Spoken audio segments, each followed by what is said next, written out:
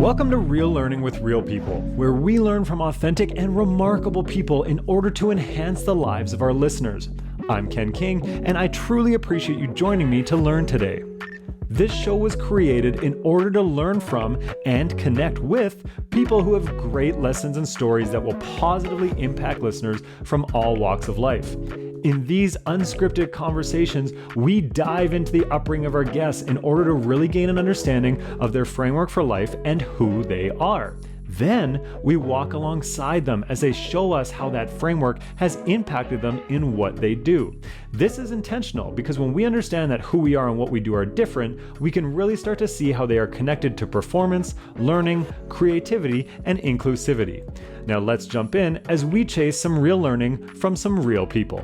Before introducing this week's guest, I want to talk about the Boost Institute's mentorship services. Now, we have one-on-one mentoring for young adults looking to manage stress around academics, athletics, career planning, and personal life challenges.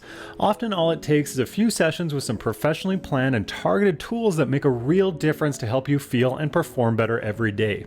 In addition, we have job service mentorship that uses proven professional strategies to help build self-awareness as well as resume and interview skills, all of which have been shown to be difference makers when acquiring the job you've always wanted. To learn more about these services, go to boostinstitute.ca now. Okay, our guest today is a true coach. Shawnee Harle has coached basketball at the university and national levels and now runs her company Winning Matters. She's coached for over 25 years, and that includes 2 trips to the Olympics.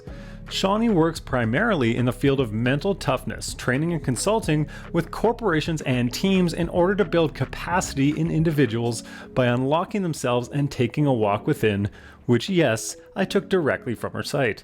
Shawnee and I co-run Boosting Yourself Matters, a unique course where the Boost Institute's data and Winning Matters training come together in order to level up businesses. Reach out to myself or her to learn more.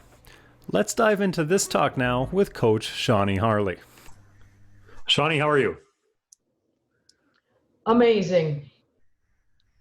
Awesome. I love when people respond with accurate superlatives for their life. And I know that if you're saying amazing, you're actually amazing. I agree. I wake up every day with gratitude on the amazing life that I get to lead and the amazing work that I get to do. So when people ask me how I'm doing, if I say fine or good, that underrepresents the truth. Oh, and right away, just some serious gold passed along in the first 30 seconds of the conversation. So when we started talking, when we started looking at working together, we got to know each other a little bit better. We got to understand a little bit about the background that each of us has and what we bring to the table. And for the people that are listening to this, I'm sure many of them know me, probably from listening to previous episodes, and at the very least they know a little bit about me. But for those that don't know much about you, I'd like to spend some time diving into a little bit about your background, especially really hearing a bit that I don't know a lot about, and that I'm sure many out there would like to know about what life was like for you when you were young, and what growing up was like, and what family structure was like. Younger, I should say, not young, younger. You know, there's not very many people that have ever asked me that question. So I'm having to go back to my memory bank here. And I grew up in a big family. I was the oldest, obviously the wisest and best looking of the family. We had, for most of my upbringing, we had 9 kids. And I had 2 natural brothers, if that's the right term. And my family was a foster family. And so we had 6 foster children most of the time living in the house when I was growing up. And over the course of 14 years, my family, we fostered over 43 foster children. So we always had lots of kids in the house, which was awesome for playing things like flag football, baseball, basketball. Like, we always had lots of kids to participate. I can remember shooting on my hoop out in the driveway, and I always had lots of rebounders and people to play defense. So I grew up in a large family, and we always had a sporting background. My dad, way back in the day, I actually was born in Alaska, and had my younger years growing up in Alaska, and my dad was a phys ed teacher. So sport was in our lives from day one. And when we lived in Alaska, as you know, teachers have 2 months in the summer where they're not making any money and they're not teaching. And so my dad was a commercial fisherman in the summers. And my two brothers, we only had 3 kids at the time, my 2 brothers and I, we lived on a fishing boat in Alaska for the summers. So just an amazing upbringing. And when I had sport as part of our everyday, that it instilled that love that I still have today for sport.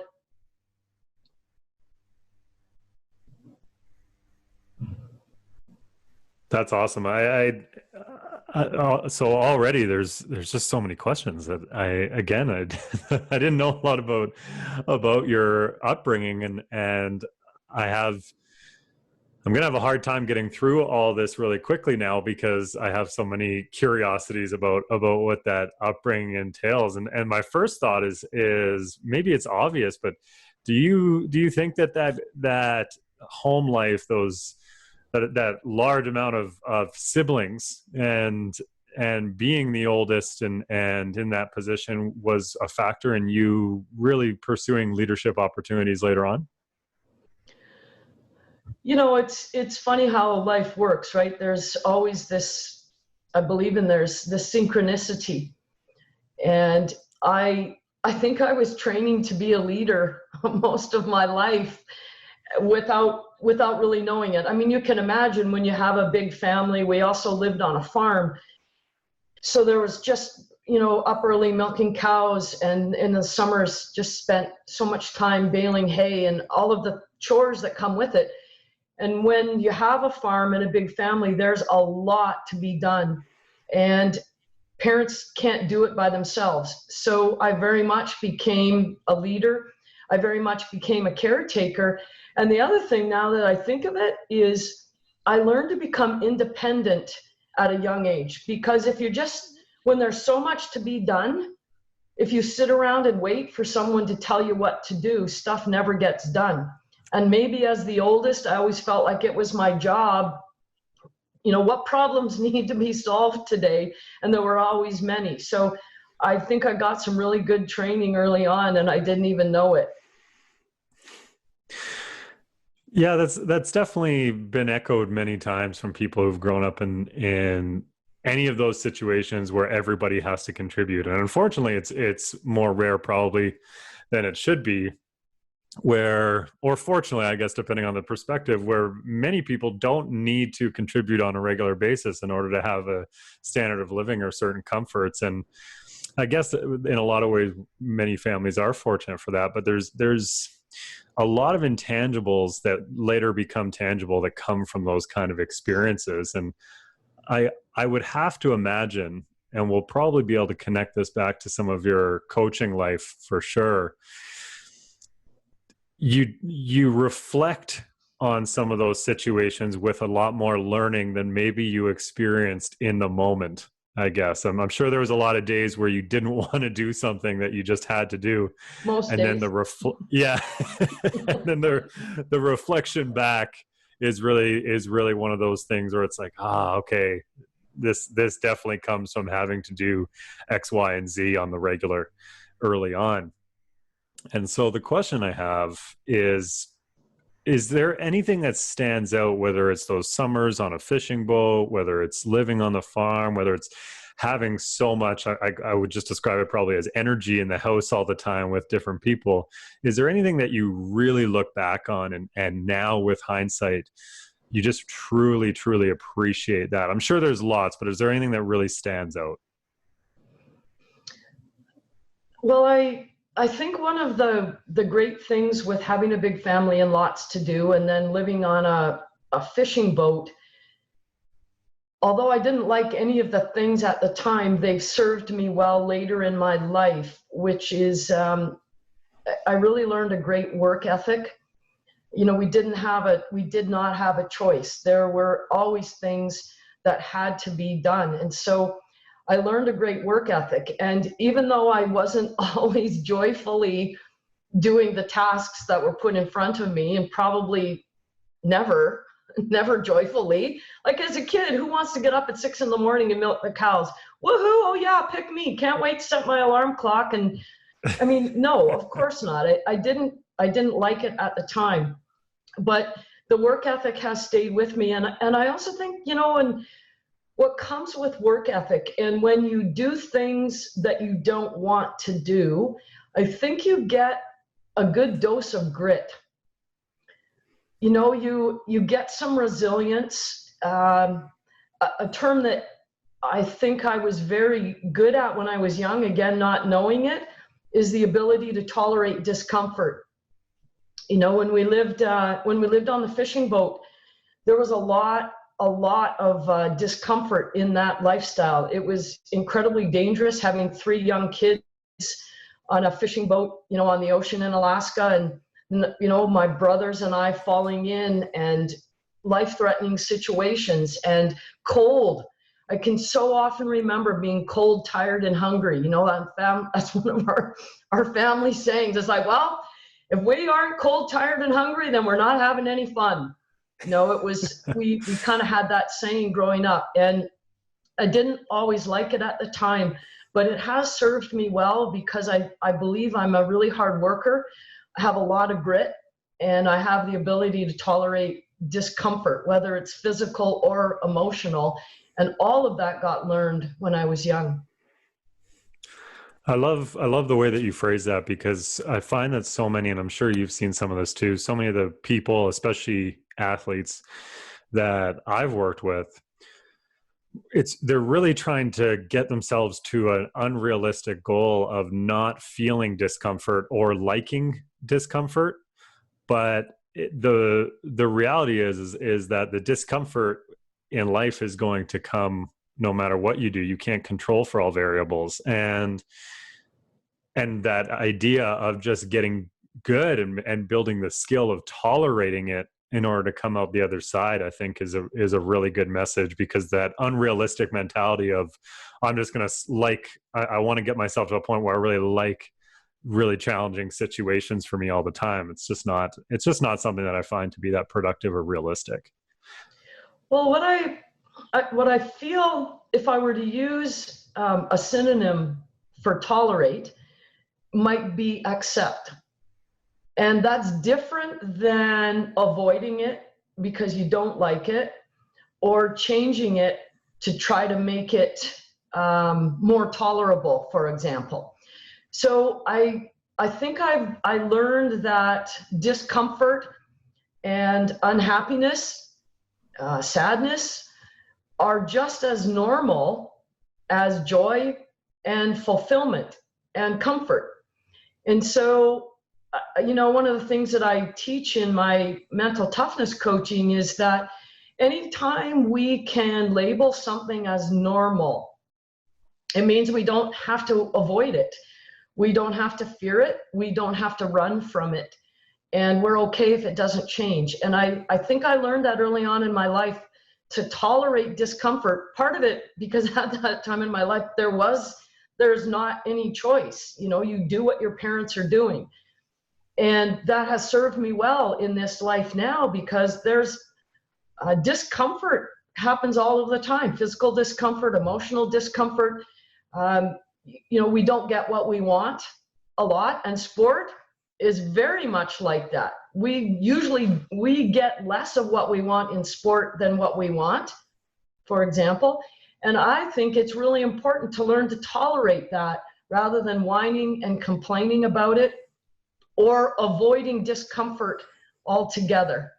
And I think tolerating discomfort is a really important mental toughness skill.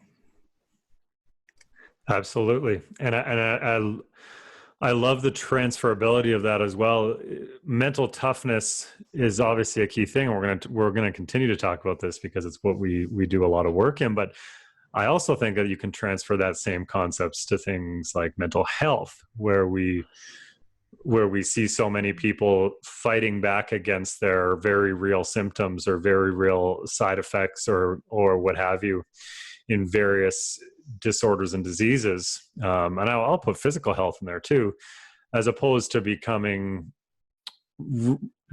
really trying to pursue that mindset, I guess, of becoming at one with whatever the symptoms are, and accepting the existence and accepting that what is, I guess, would be the way I would put it. Well, I agree with you. And what I believe is that acceptance doesn't mean I have to like it. And acceptance doesn't even mean that I have to agree with it.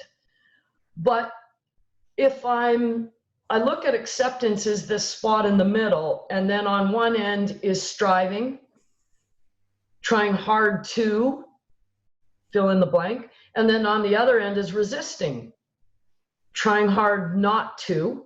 And then I think that place in the middle is accepting.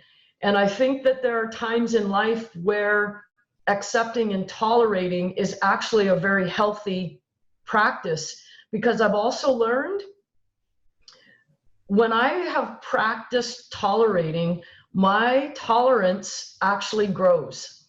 I think tolerance is a skill that you can get better at with practice. And then the other thing that I've learned about tolerating is that if I know it's not going to be like this forever, I can sit in that discomfort. Because I'm like, what am I going to do? Avoid it? Pretend it's not there? Get mad, swear about it, or feel sorry for myself? Or I'm just going to push so hard to try to make it be different. And sometimes pushing as hard as I can isn't going to change it anyway. And so when I'm like, well, is it going to be like this forever? Nope. And so I'm like, well, it's temporary. Okay, well, if it's temporary, there's nothing I can't tolerate when I know it's temporary. Yeah, absolutely. It brings to mind that saying that, and this too shall pass. And right. And I've really been doing a lot of work in the last couple of years on breathing for performance, and continually trying to learn better and more impactful ways to teach and practice different breathing techniques. And that's been something that I've really I've almost been trying to embody and preach that mentality of tolerance through breath, almost breathing out the thing that you're waiting or hoping is going to pass, is temporary. And when it's something that doesn't pass or won't pass in all likelihood, or won't pass anytime soon, and it's something that you need to learn about and be able to work with, finding the answer in your breathing to whatever problems you might be facing. So I've really found that not only does the breath give strength to tolerance, but it also gives strength to solutions to things that are not temporary and may not pass. So that mentality, I think I can really connect with. I really feel that. Well, I think that in this place of tolerance comes the opportunity to self-reflect.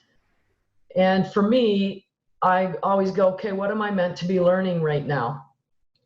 And I find when I'm not in this place where I'm striving or resisting, or I'm mad, or I'm trying hard to get something that I want or avoid something that I don't want, when I drill down, I actually can see that those are often fear-based behaviors.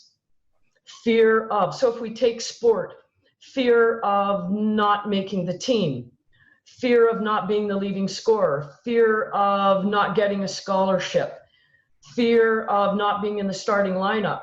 And when we have these fears, I think it takes us into striving or resisting. And so I ask myself, okay, what's going on with me right now? And I use the acronym WAIT, which is actually that wait, pause, chill, take a breath, take a breath. And WAIT stands for what am I thinking? And I find when I can get into this place, this spot in the middle, when I'm not in that spot, what I'm thinking is I'm usually trying to avoid a fear or protect. So I call it avoiding, protecting, or protecting against. They're kind of the same thing.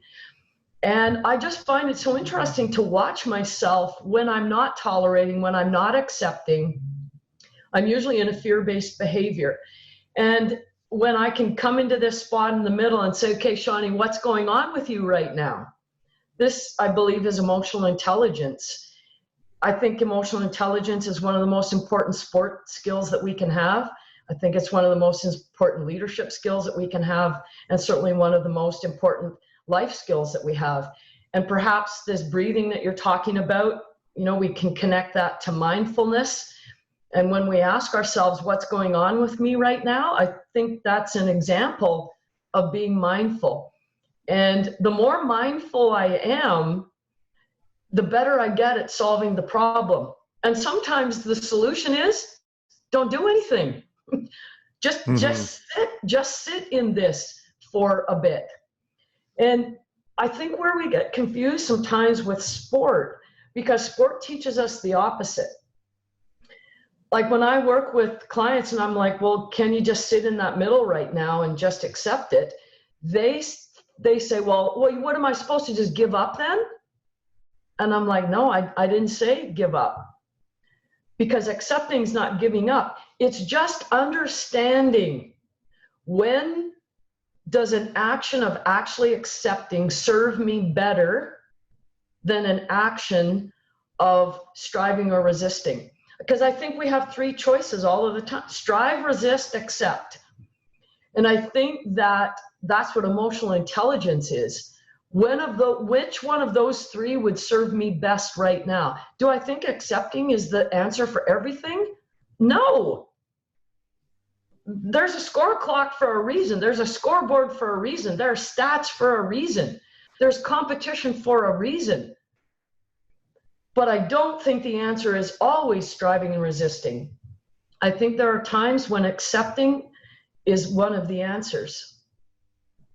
Yeah, I agree with you totally. And it brings up with me a conversation I had about, I guess it was about this time last year, actually, with an athlete. And we were talking about the fact, I said to her that in spite of the fact that your sport life has really led you to believe that everything ends in a win or a loss, if you approach your interactions with your peers, your teammates, coaches, teachers, what have you, with the same mentality that you're either winning that relationship or losing that relationship, you'll find you have less and less of them that are meaningful.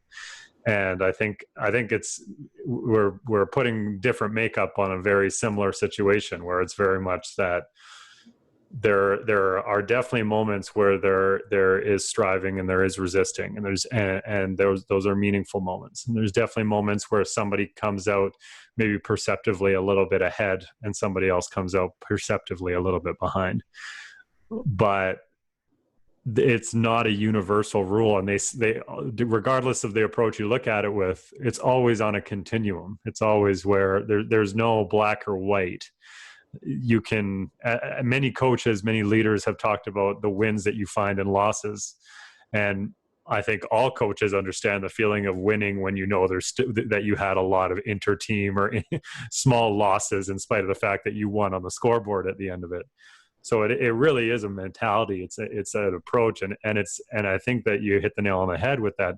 Looking inward is really how you identify where you sit on the continuum between all these things.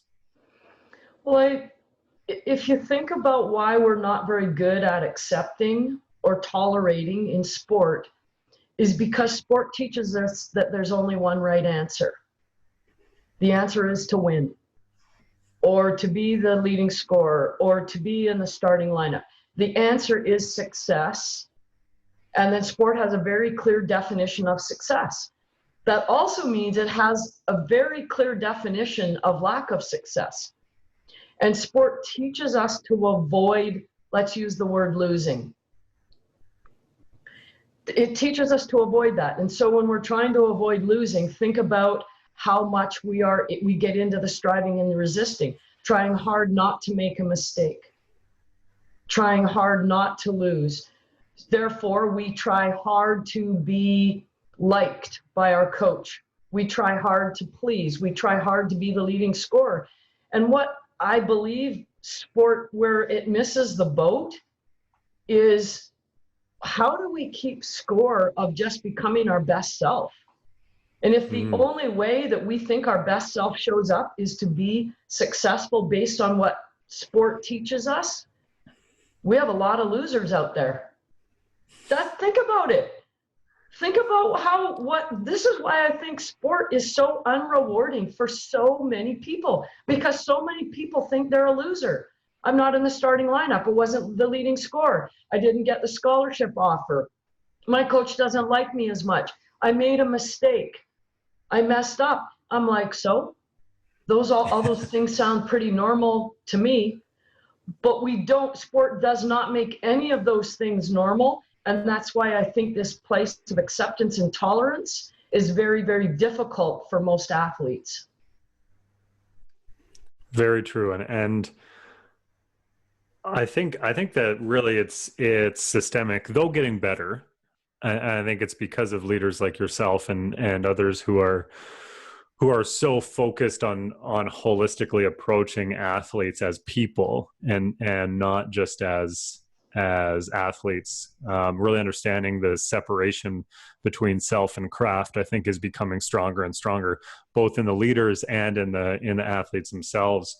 And it's interesting, and we can pull on a lot of threads on that. But even as we see athletes either getting injured, missing seasons because of a pandemic, or getting cut from teams, or not getting recruited by the schools they thought they should be recruited by, or anything like that, it really, really challenges the people who don't have that clear separation between who they are and what they do.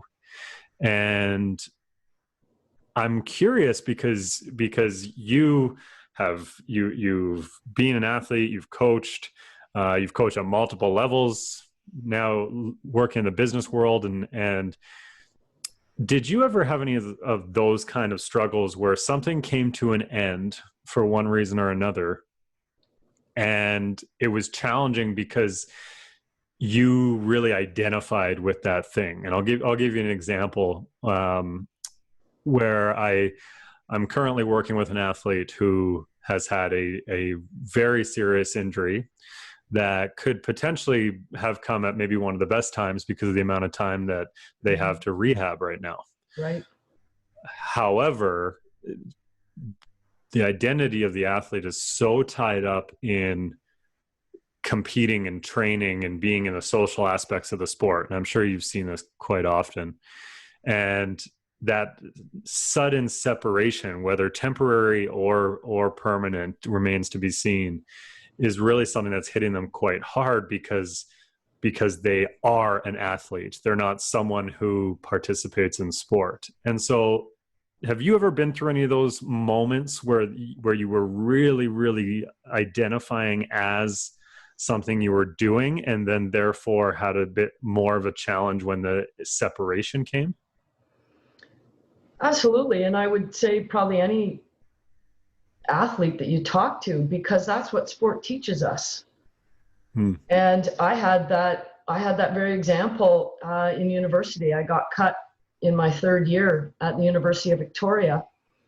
And I thought it was the most unfair thing that ever happened. Like, seriously, coach, can't you see how amazing I am? Like, seriously, coach, can't you see what a hard worker I am? You obviously have a terrible ability to recognize talent because you just cut me. Now, I'm exaggerating a little bit, but the difficulty in all of it is sport. I don't think sport spends enough time figuring out two of the most important pillars in high performance, which is the social, emotional, and the mental. We spend all of our time in the technical, tactical, and the physical pillar, and every athlete measures themselves in those two pillars because that is what sport teaches us. And because that's true, we don't get to practice where true growth happens, because true growth happens in the jungle, not the zoo. So true growth means I have to be willing to make mistakes. I have to take risks. I have to try something new, something different. And sport, our coaches tell us that. Just get out there and be creative and try something new. And then you try something new in a game and it doesn't work, and then your butt's on the bench. And so what I learned when I got cut is it wasn't my fault.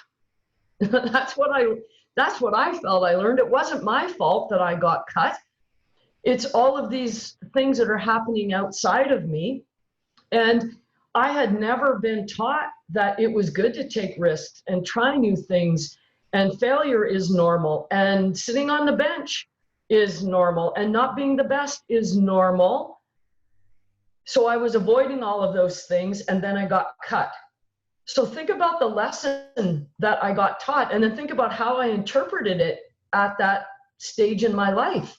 I had such a terrible attitude. I was so mad at the world. I was mad at my coach. And I'm like, F this. I'm done. And I just wanted to walk away because of the same experience that you spoke of with the athlete that's going through the injury right now. Our behaviors only show up because that's kind of how we've been taught to behave. Yeah, that's absolutely true. And sometimes we teach ourselves that as well.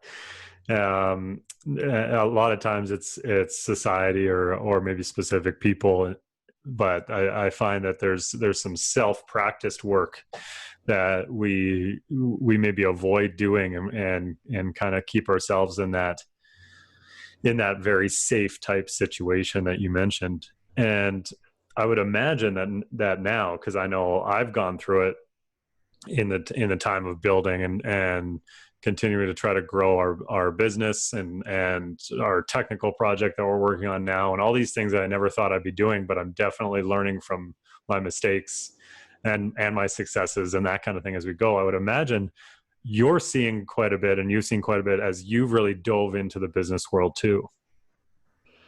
It reminded me of the saying, physician, heal thyself.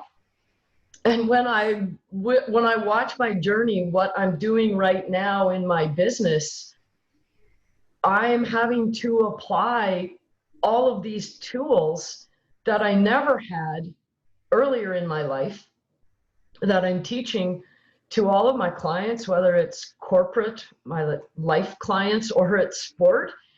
And I watch myself when I'm coaching, and I listen to the advice that I'm giving, and I'm like, Shawnee, hello, you might want to try that little mental toughness tool yourself right there, girl. I'm like, oh yeah, right. I've had to learn a really big skill set being self-employed, learning how to create websites. And remember, I'm from the generation where this stuff, most of it is way over my head. I just learned yesterday what a boomerang meant in an Instagram. I'm like, what? I thought those boomerangs are only in Australia. So it's this journey that I see myself on right now has very much been a journey of self-discovery. And I think that's what's so exciting to me about it is I'm coaching people, but I know for sure I'm also coaching myself. Right.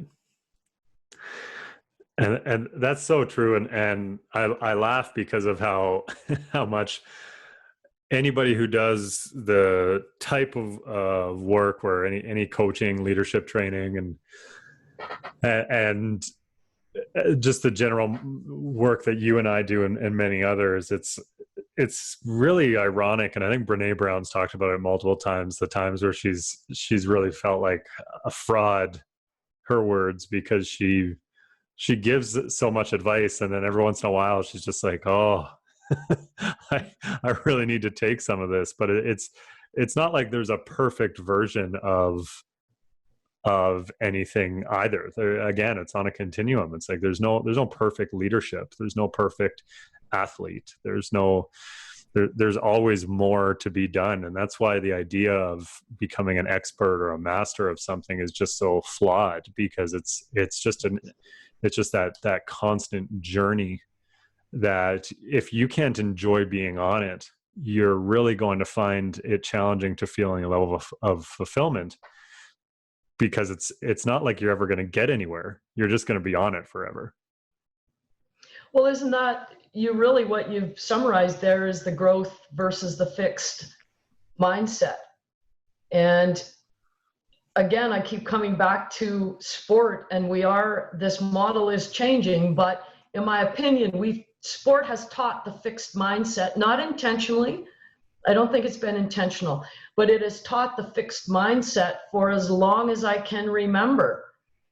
And we know that true growth and transformation and becoming the best version of yourself requires the growth mindset.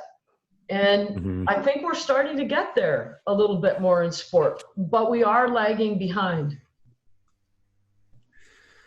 Yeah, and I think it's interesting because I've found many situations where the fixed mindset exists for people so heavily, it weighs on them so much. And I know you know this, but just for anybody listening, that nobody is fixed or growth, period. We ebb and flow in and out of these mindsets depending on environment and internal and external stimulus and a ton of other things. But I've really noticed how many athletes are so fixed mindset in their craft. And then when they transpose that into certain other areas, they're able to jump into a growth mindset. And I'm definitely not saying the majority of them, but it's really interesting to me how the thing that they are so passionate about and love is maybe the most fixed mindset that they embody. And then they jump into the classroom or they jump into a workplace setting, and they actually sit on the continuum a little bit further on the growth side than many of the non-athlete peers that they might have. And I'm just kind of thinking of this as we're talking, but I'm wondering if you've seen the same thing and if you have a hypothesis as to why that occurs. I see it all the time. I mean, I even see it in myself, right? I'm like, yeah, I do that too. And if I come back to, I mean, if I just hypothesize here for a moment, I believe a fixed mindset in sport comes because of fear of failure. And another way of saying that is fear of not getting what you want. And I think that puts us into the fixed mindset because it puts us into striving and resisting, trying so hard to get what we want, trying so hard not to not get what we don't want. And I think those things put us into a fixed mindset. My hypothesis is a fixed mindset could be rooted in a lot of fear. And I think sport teaches us, again, not intentionally, but athletes that I work with, and I'll ask them, one of the very first questions I'll ask them, what are you afraid of? And every one of them, right, their quick response is nothing, or their response is silence, because they've never thought about it before and they don't know what to say. Because sport teaches us not to have that feeling. It teaches us don't be afraid, don't be nervous. How often do we tell our athletes or our kids, just get out there and be confident? I think that's the worst advice ever, because it puts a fear into say, well, I guess I'm not supposed to, I guess it's not okay to not be confident. So I believe that when we're in a fixed mindset, it's because we are afraid of not getting what we want. That's just a hypothesis. I could definitely agree with the hypothesis, and even go further on your point, and the idea of fear really being something that drives inaction. Yes. Or what you're talking about as even just responding to the question of what you're afraid of with no response,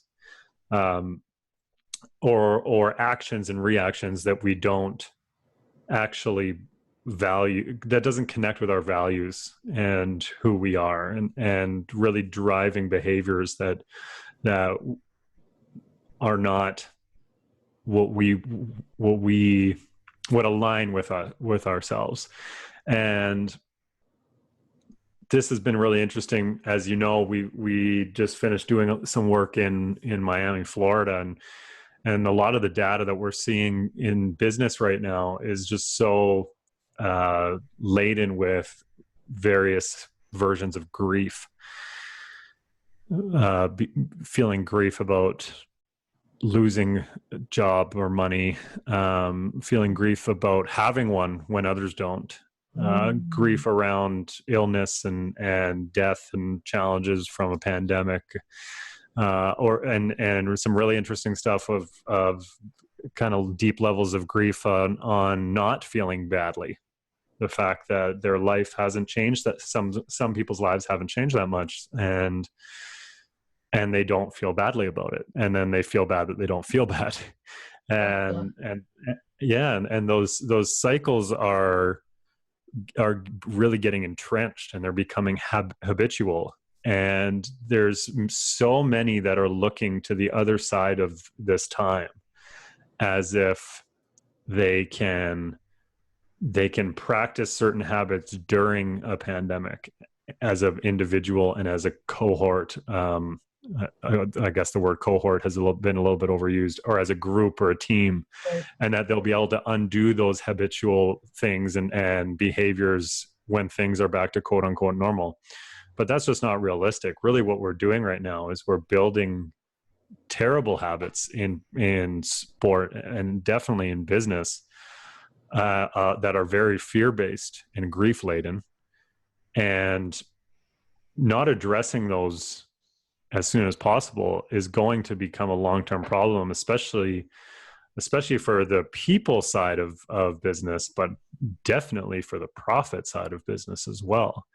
And what that brings me to is the fact that you and I are starting to work together and really wanting to work with businesses on some of the mental toughness work that you bring to the table, and really try to make sure that there's a high level of, I think, capacity for many of the things we've talked about. So I'm curious about what you're seeing in some of your corporate clients, or even just anecdotally in some of your interactions with people in the business world, as you and I look to really start helping medium and large and small businesses.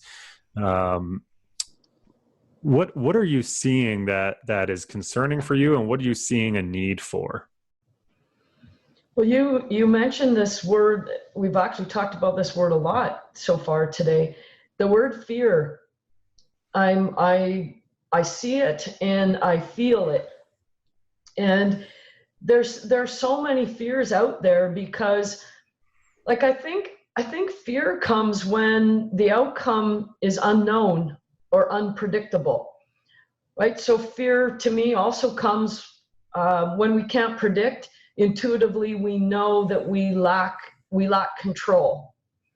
And what I see happening in the corporate clients that I have is the leaders are trying to manage the people that work under them, and yet the leaders are as fearful or more than the people working under them, but they're trying not to be fearful. They're striving and resisting it, trying not to show weakness, trying to put on a brave face. And so then it's showing the people under them, well, then I guess I'm not supposed to be afraid either. So then I'm going to have to put on a brave face. And we end up showing up every day so inauthentically.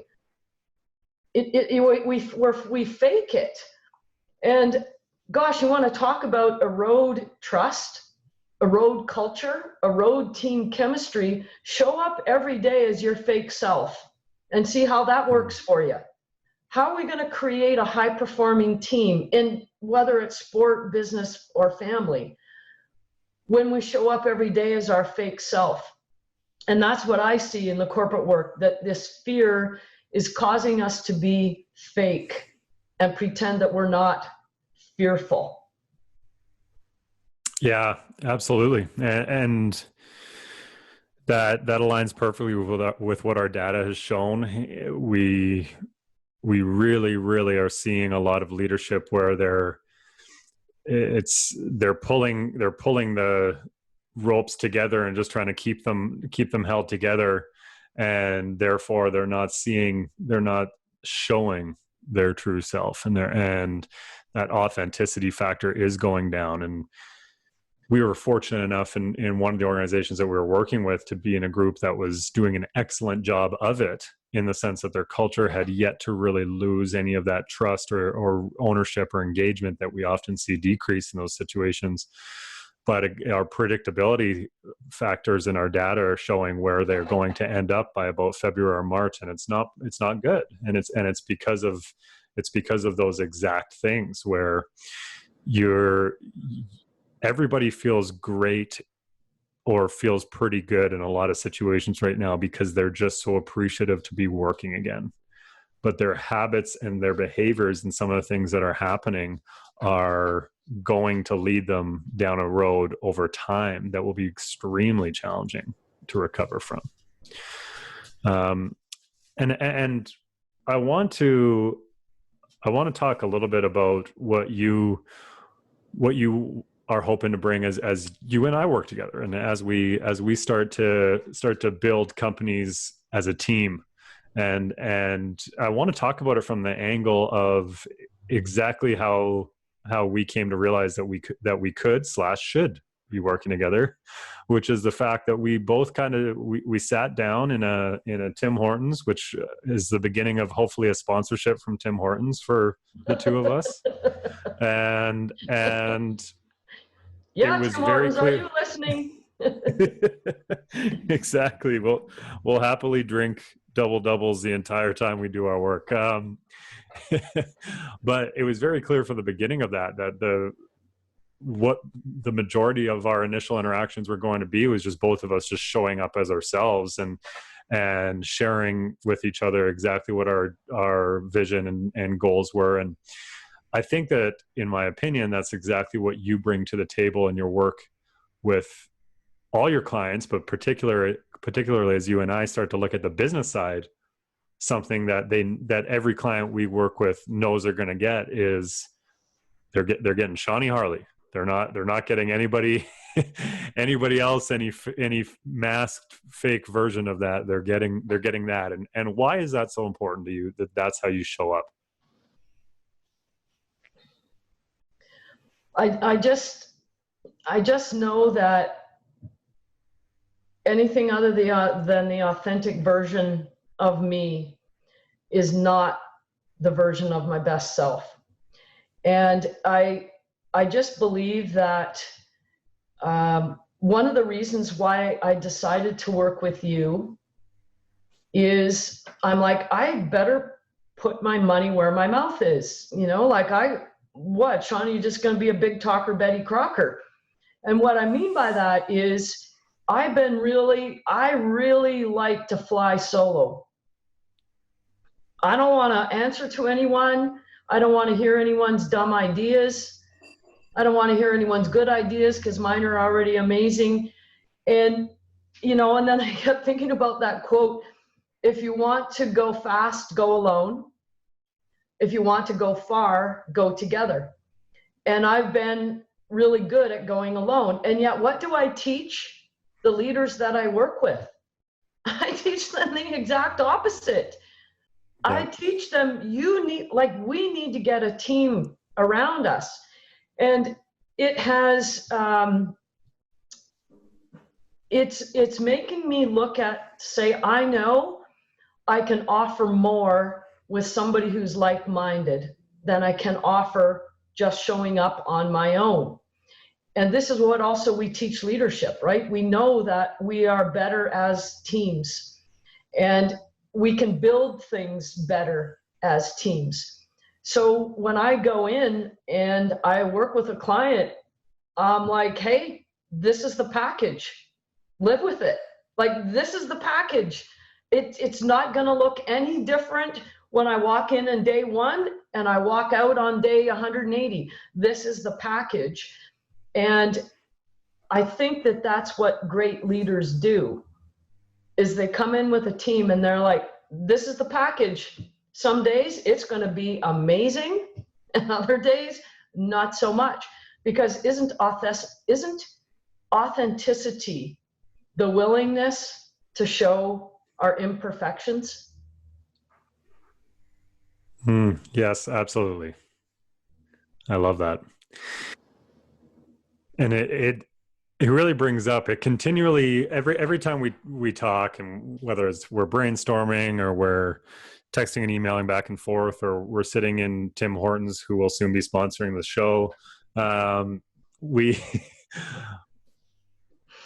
it just becomes more and more clear that between your leadership coaching, your mental toughness training, what we're doing in some of the same sandboxes, but then also our ability to put some data on that and help to really paint a picture that you then have such an artful way of delivering and really working with every different person and every different group, business, in a way that really suits them. It really did just become, as we continued to talk, it was like, well, this just makes a lot of sense. This is exactly why teams exist, because there's so many things that you're great at that are not my skill set. And then it just became so clear that we really, Boost Institute had some of our tools, our data tools, that we could really use to just magnify and no pun intended, boost some of the stuff that you're already doing with Winning Matters. And it just, as Winning Matters, you and I have gone back and forth on Winning Matters and Boost Institute, and you've seen me play around with titles of what we're doing together, of trying to combine them into boosting different things matters. and it really is that simple in my mind. It's boosting yourself matters, boosting your business matters, boosting people matters. And I'm really excited for sure about the stuff that we're going to be able to do together. And as we continue to work in the business world together, I'm excited to be able to show the benefit of what the work that you and I do together on the people and the bottom line, and making sure that connection is really clear, both in the feel and the facts, the data that we're able to provide them. And that's a team. It's teamwork at its finest. You know what, you made me think of two things that I think are so great about teamwork. The first quote is, "Without fear, there can be no courage." And then the second one is, "Courage is contagious." And so if it's contagious and I'm only working by myself, who can I be contagious with? Funny, we're using the word contagious in the middle of good COVID, contagious.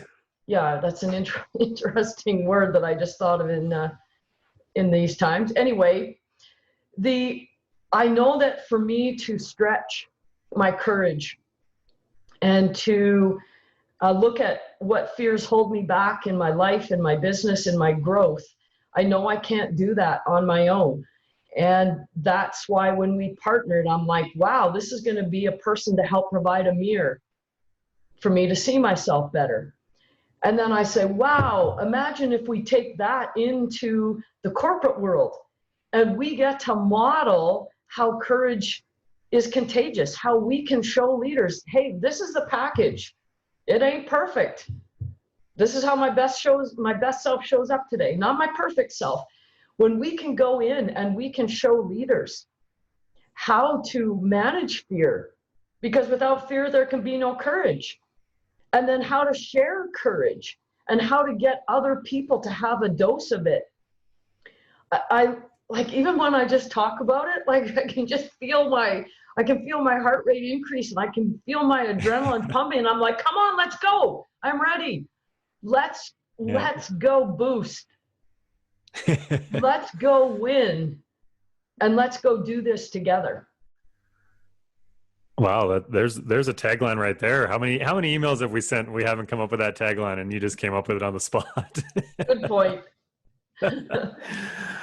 Well, I agree, and I can't wait. There's a couple things that I'm having a hard time sometimes tolerating, and one of them is definitely the fact that we are unable to work together in person very much yet. But I know that time will come, and I'm really looking forward to it. And in the meantime, looking forward to all the work that we're doing through all these amazing electronic platforms that we both probably spend a little bit too much time on right now. And all the groundwork that we're able to lay as we really go into the corporate world together. But I want to make sure before we wrap up that everybody who's listening or watching this knows where they can go to follow you and to follow Winning Matters, your social media, website. My website. Oh, did I get it right? Something like that. Oh, there it is. My website, ShawneeHarle.com, is where you can find all the services that I offer. And all of my social media is with my name, Shawnee Harle. And please don't go to my social media thinking that you're going to be overly impressed. I'm telling you, if you want to know one of my imperfections, just go check out my social media. I'm very remedial in my abilities there. I'm doing the best that I can. My website's pretty good, though. I'm pretty proud of that. I built it by myself. So go have a look at ShawneeHarle.com. Yeah, you got a flashy brand new website up and totally custom built by the person who runs it, which is perfect. Are you, I like to ask, partly for myself because it's a selfish act, but also for anybody listening, are you reading or watching or consuming anything right now that is really impactful, or are you taking a break from really taking in too much more information than you already have to? I think I'm wired to go. I'm not very good at taking a break, and that just means probably because I don't want to. And so if I don't want to take a break, then I'm not going to. I'll tell you where I've been just going hardcore is learning about how to build websites. I just learned the other day what SEO stands for, search engine optimizing or optimizer. I don't know, it's something like that. Yeah. So I've been watching all of these tutorials, these little videos that take me step by step. And it's been a really, really big learning curve for me. So that's what I've been consuming, is trying to close this gap in one area that I've had no training, no previous experience on. And I'm trying to have a growth mindset in something that's been really hard for me, and I haven't really enjoyed it that much, probably because it's hard. So I've had to practice tolerating discomfort. Well, and the crazy thing is that there's entire jobs that are just SEO. I have a good friend of mine that's his specialty, and it's interesting to hear and learn the many things that SEO entails, and good for you for doing a deep dive into it, because as soon as I started diving into it, I quickly realized I wanted my priorities to be somewhere else, and I had somebody help me with it and take that. I delegated that out quickly. So good for you, and maybe you'll start to be my SEO expert sometime soon here. Well, you're complimenting me way too much, because I'm not even close to an expert. I know enough to be dangerous, put it that way. That's awesome. Well, Shawnee, I really appreciate the conversation. I appreciate you, as always, showing up and really being exactly who you are in this. And I hope everybody listening and watching was able to get a feel for a little bit of our dynamic and the really, I guess the bit of yin yang that we have going, and the way that we have come together to create something that I think is really special. And I'm excited to keep working with you, and excited to be able to work together in person a little bit more as soon as possible. But thank you. I can't wait. Let's go. I'm ready. Awesome, Shawnee. Well, you take care. We'll talk again soon. Sounds good. Thanks, Ken. Thanks, listeners. Make sure you subscribe wherever you get podcasts or to this YouTube channel to hear our weekly episodes.